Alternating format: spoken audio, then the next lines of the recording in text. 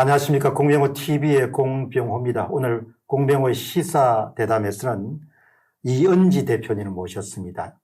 영어로는 이택이라고 ETAC, 그리고 우리말로는 중국 이식오용 국제연대입니다. 불법적인 장기 적출이나 이런 문제에 대한 국제적인 연대를 통해 가지고 인권을 보호하기 위한 그런 단체에서 활동하십니다. 반갑습니다. 예. 네, 반갑습니다.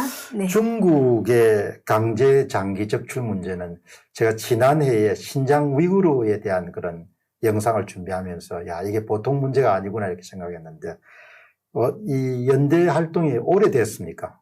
네, 참 이게 심각한 문제입니다. 그죠?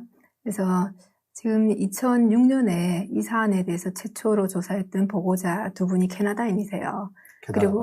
그리고 또 이제 나중에 추가로 또 함께 이 사안을 조사하게 된 분이 미국인이시고, 예. 이 세 분이 이제 함께 처음에 초창기에 이제 결성을 하면서, 그리고 이제 각국의 법률 전문가, 의료 전문가, 인권 전문가들이 같이 이제 연합해서 연대 활동을 하게 된 건 2014년입니다. 영어로는 ETAC 하면 중국의 이식 남용을 막기 위한, 예, 이식 오용을 막기 위한 국제연대. 예, 국제는 인터내셔널 코알리션이라고 하는데요. 이제 앞부분에 인터내셔널 코알리션은 내놓고 예. To End Transplant Abuse in China 예. 이렇게 해서 이제 이택이라고 부릅니다. 그럼 주로 이제 이택이라고 하는 본사는 호주에 있습니다. 호주에 있고 호주의 네. 멜버른에 있습니까? 네, 예.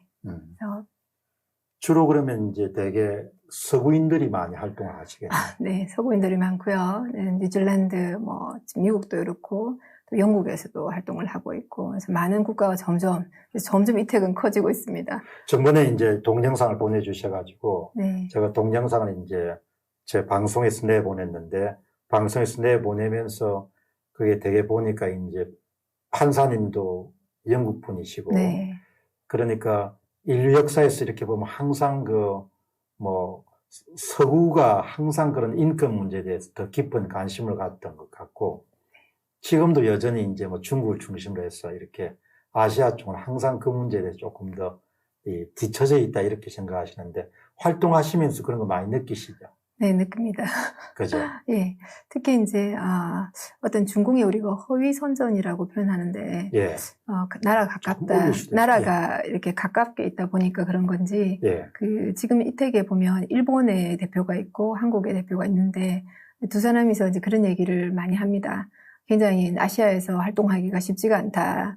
왜냐하면 이제 중공이 가깝게 있다 보니까 허위 선전을 하고, 특히 이제 그 사람들이 피해 집단을 굉장히 나쁜 사람들인 것처럼 이렇게 얘기를 합니다. 위구르 얘기만 해도 그 사람들은 아주 좀 이렇게 이슬람을 믿으면서 나쁜 사람들이야 이런 식이고, 반응공을 얘기하면 그 사람들은 사이비 종교단체야 이런 식으로 얘기하고, 그래서 그게 이제 중공이 보고 싶은 관점인 거죠. 그래서 그러면 자신들의 양심이 조금이라도 수월할 수 있겠죠. 근데 그게 이제 아시아에는 많이 처음에 이제 다들 내포 그렇게 되어 있어가지고 활동할 때 쉽지가 않았어요. 그래서 요즘은 많이 좋아졌습니다. 그래도 이제 한국에 살면서 참 그런 점이 많이 아쉽죠. 네. 그러니까 이제 우리가 동물이 아니고 인간이기 때문에 이제 문명화돼 간다는 것은 보편적 가치라는 부분들을 귀하게 여기고 그 부분을 좀 이제 보호하고 이런 거잖아요. 그렇죠. 예. 그런 부분들이 많이 이렇게 훼손되는 네. 그런 일들이 많아지네요. 근래 들어서 이제 한국도 그런 게 참 심해요. 네. 전번에 청년 2명 북한으로 보내버린 거라든지 이런 네. 것도 보면. 안타깝죠. 예. 네. 어쨌든 지금은 이제 중국의 영향력이 너무나 커지는 걸 한국의 보통 시민들도 느낄 정도니까. 어쨌든 그러면은 중국의 강제 장기 적출에 대해 좀 말씀을 해 주시죠.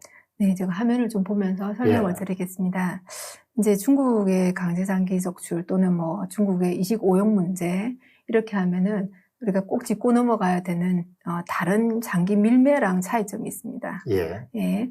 그 이제 첫 번째로는 그 차이점이 강제 장기 적출의 대상과 규모 면인데요. 한번 같이 화면 보면서 설명드리겠습니다. 먼저 이제 이식 역사 흐름을 한번 보여드리고 싶은데요. 제가 빨간색으로 이렇게 해놓은 게 있어요. 예.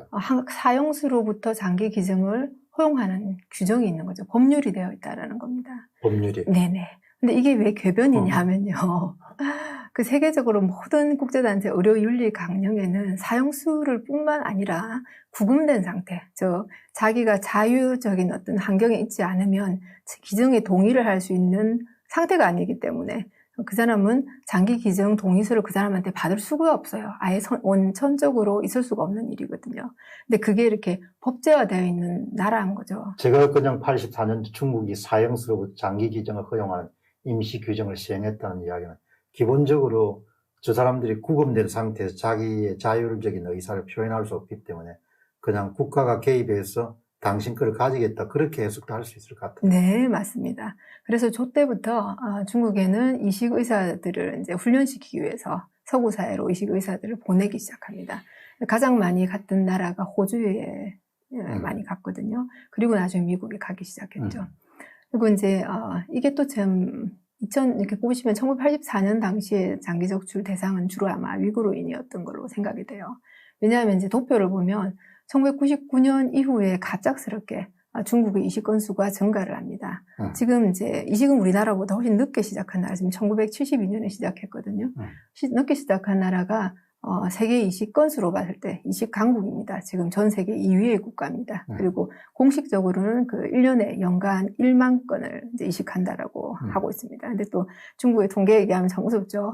항상 1만 건입니다. 어떤 들쑥날쑥이 없습니다. 항상 거의 1만 건을, 그게 2만 건을 한다고 하는데요. 이제 국제사회가 그 도표들을 보면서 의구심을 가집니다. 왜냐하면 중국에는 기증제도가 없어요. 지금 뭐 2013년부터 기증제도를 정비한다고 했는데, 또 중국은 사실은 뭐 유교를 이렇게 선호하는 나라는 아니지만, 현재는, 그죠?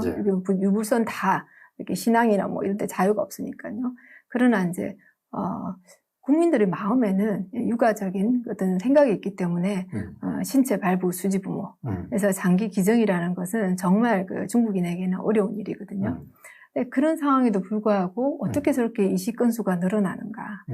사형수의 장기를 사용한다고 하지만 중국 사형수들은 사실 시형간염에 걸려있는 그 빈도가 굉장히 높은 걸로 전 세계적으로 보고된 상황이기 때문에 사형수의 장기를 가지고도 아니라는 결론에 사실 도착하거든요.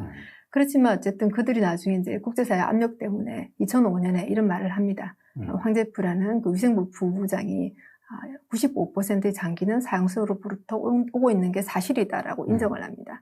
그래서 이제 국제단체는 그러면 빨리 그거를 바꿔라.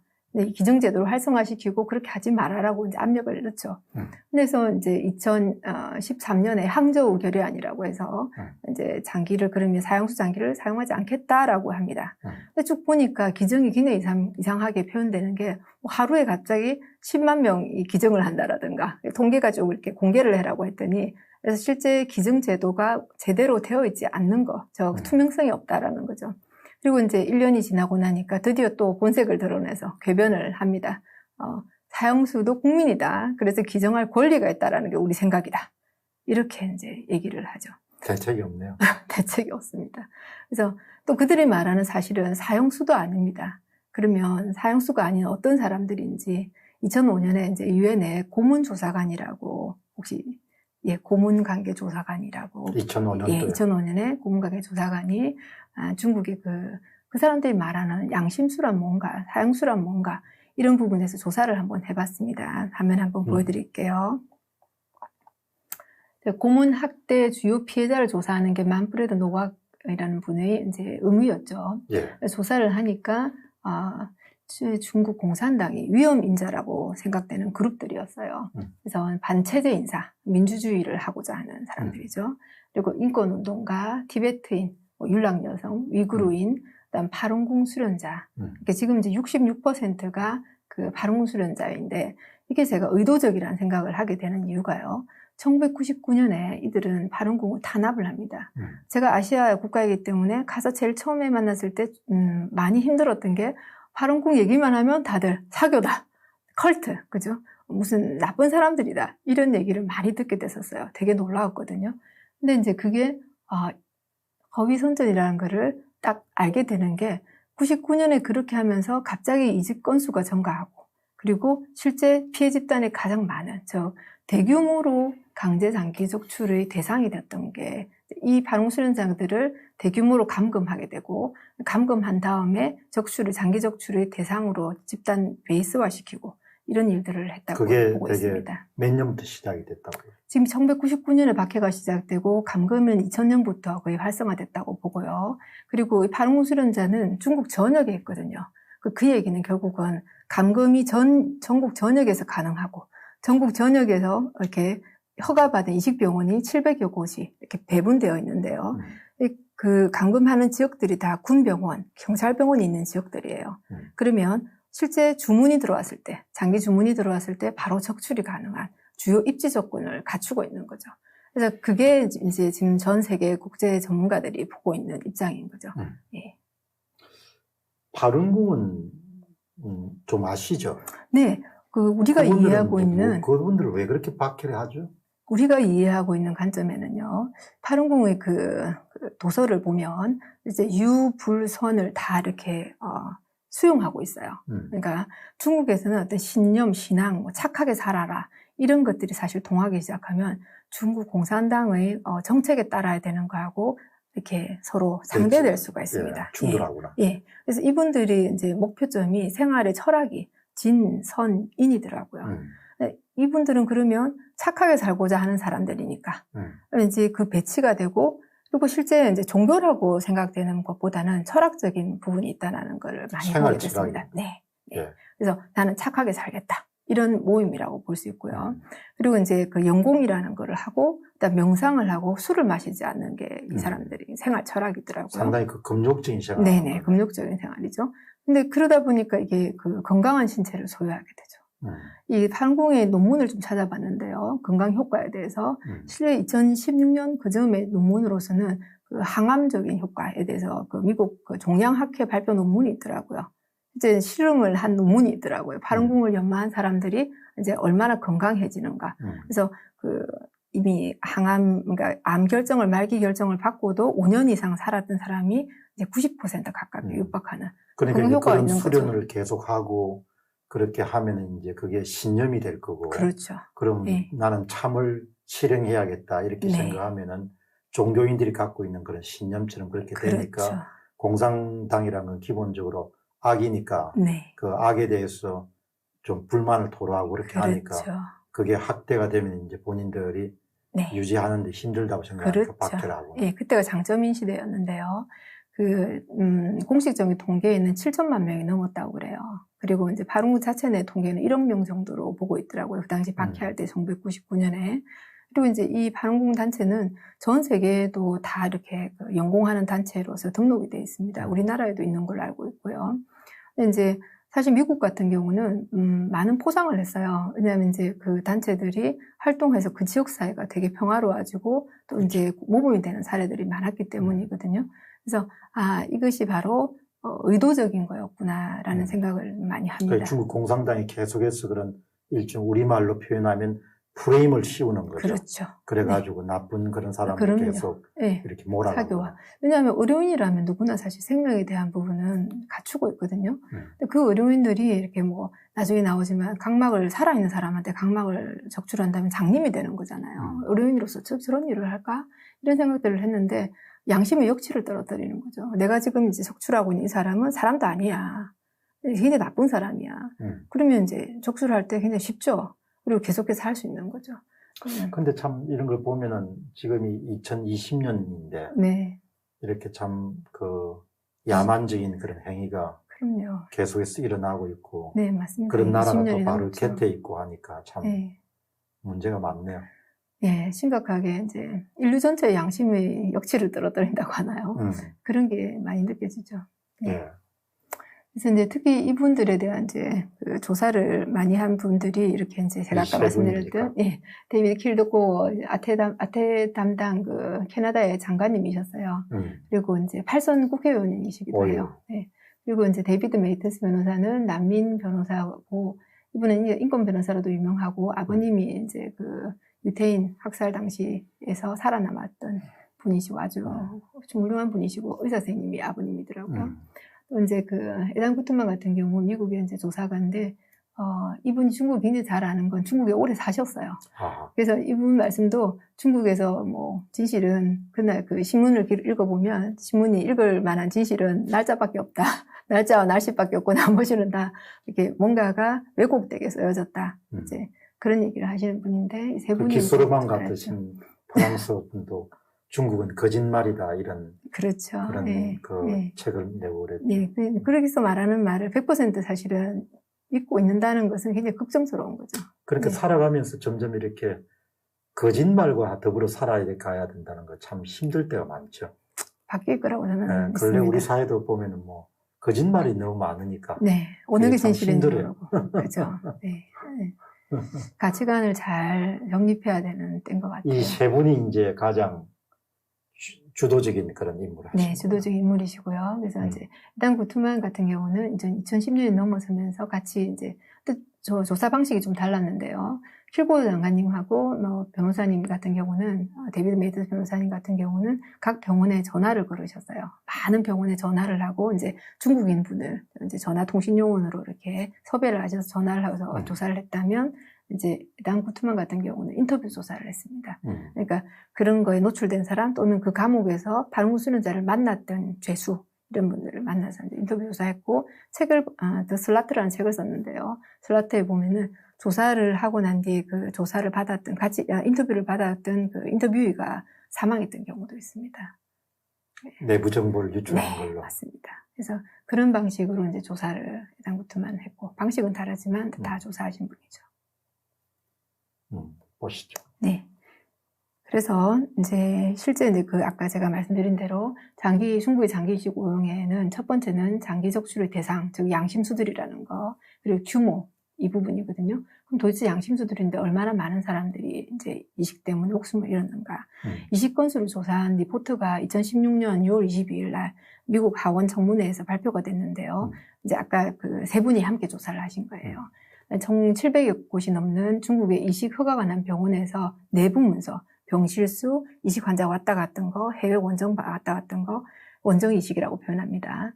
이렇게 왔다 갔던 것들을 쭉 이렇게 묶어서 표현했는데 120만 건, 2000년에서 2016년 사이, 즉 15년 정도의 15년 사이에 150만 건. 150만 건. 예, 최소입니다. 최소 숫자입니다. 그럼 150만 건이면 15년으로 잡으면 150만 건이면은 1년에 10만 건 정도 있네요. 그래서 정확하게 공식 보도, 최소한. 예, 공식적으로 국가에서 보고하는 거에 비하면 10배가 넘는 숫자인데 그게 이제 최소 숫자인 거고요. 150에서 250만 건이 최소면 대략적으로 이런 얘기가 있습니다. 실제는 한 600만 건 정도가 있지 않았는가. 그게 이제 보고서 내용 안에 있거든요. 그래서 그렇다고 했을 때는 얼마나 많은 무고한 사람들이 사실은 목숨을 잃었는지, 그리고 그럼 돈으로 또 환산할 수가 있습니다. 한 건의 장기 이식을 평균적으로 한 1억 정도까지 사실은 잡을 수가 있습니다. 네, 이제 그렇게 또 그 한 건이라는 말에는 예를 들면 신장과 췌장을 같이 한다든지 간과 췌장을 같이 이식하는 이거 다 한 건으로 또 표현이 되고 있기 때문에 그 평균 비용을 1억 정도로 잡았을 때는 조단인 거거든요. 150조, 200조, 이거 막 600만 건이라고 하면은 600조 이런 식으로. 그래서 엄청난 사실은 산업화되어 있다고 보는 거죠. 그러면 저 정도면 이제 상당히 이권화돼 있겠네요. 네. 그래서 제가 이제 다음 쪽에서 이제 말씀드리고 싶었던 게 이제 장기 이식 산업에 대한 얘기인데요. 그럼 여기서 이제 중국에서 제공되는 신체 부위는 대부분 다 제공이 되네요. 네. 놀랍죠. 그래서 저건 우리가 보통 조직이라는 표현을 씁니다. 머리카락, 뭐 골수 이런 거는 장기라기보다는 조직이라는 표현을 쓰는데 그래서 그러면 이제 장기와 관련된 우리나라에도 이제 장기 이식에 대한 기관과 조직 이식에 대한 기관을 처음에 달리 분류를 해서 관리를 했거든요. 예. 근데 지금 이제 같이 합해졌어요. 통합되었는데 그래서 저 정도 규모면은 이제 거의 사람 인체를 다 다루고 있는 상태인 거죠. 모든 부위를. 그리고 이제 한동안 많은 끔찍한 뉴스들이 있었는데요. 그 혹시 뇌를 그 이식한다는 얘기 들어보셨나요? 그 이야기는 못 들었어요. 이탈리아의 우리가 보통 국제사회에서는 미치광이 의사라는 표현을 쓰는데요. 사람의 몸에 있는 머리를 떼서 이렇게 몸에다가 이식시키는 그 수술에 대해서 이제 얘기를 하고 중국에서는 그것을 여기서는 실험해도 된다라고 해서 이제 그 이탈리아 의사를 데리고 오는 일이 있었습니다. 그만큼 그 생명에 대한 가치, 뭐 이런 어떤 인권에 대한 가치, 정말 인식이 없다고 볼 수 있고요.